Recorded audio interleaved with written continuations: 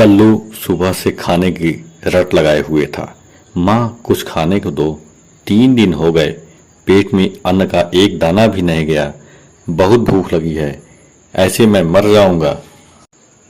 कल्लू सुबह से रट लगाए हुए था, पर चमेली करती भी तो क्या, सारे बर्तन टटोल चुकी थी। कल्लू के पिता भी न जाने कहाँ रह गए।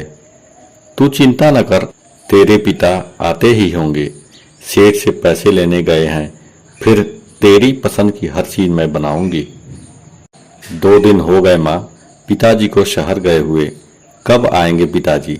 कल्लू ने अपनी माँ से पूछा। अरे बेटा, इस साल बड़ी अच्छी खेती हुई है, तेरे पिताजी कह रहे थे सेठ उनका अच्छा पैसा देगा, आते ही होंगे, घबराओ मत, चमेली ने अपने बेटे को हौसला देते हुए कहा।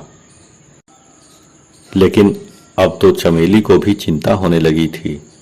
2 दिन हो गए थे कल्लू के पिता को शहर गए हुए, पर कल्लू भूख से बिलबिला रहा था। भूख तो उसे भी बहुत लगी थी। चमेली बगल वाली चाची से मुट्ठी भर आटा ले आई।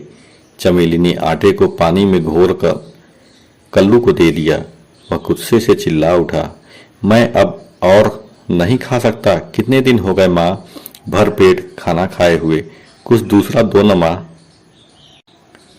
चमेली की आंखें आंसू से भीग गई। कुछ दिन पहले उसको टीबी निकल आई थी। डॉक्टर ने अच्छी तरह इलाज कराने को कहा था। चमेली दवाई समय समय पर देती रहना, इससे अच्छा खाना खिलाओ। अच्छा खाना कहाँ से लाए वह? आधी रात में कल्लू की तबीयत बिगड़ती चली गई।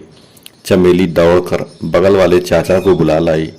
गांव में हल्ला मच गया, न जाने कौन भला मानुस वैद्य जी को भी ले आया। वैद्य जी ने सबको चुप होने को कहा। कल्लू की पतली सी कलाई को थाम वैद्य जी उसके जीवित होने का सबूत को ढूंढने की नाकाम कोशिश करने लगे।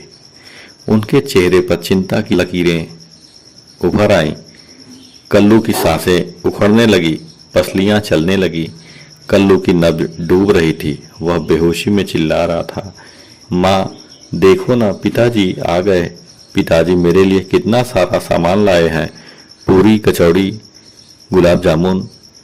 चमेली हाथ जोड़े आंखें मूंद कर अपने इष्ट को मनाने में जुटी थी, पर न जाने क्यों आज ऊपर वाला भी निर्मोही हो गया था।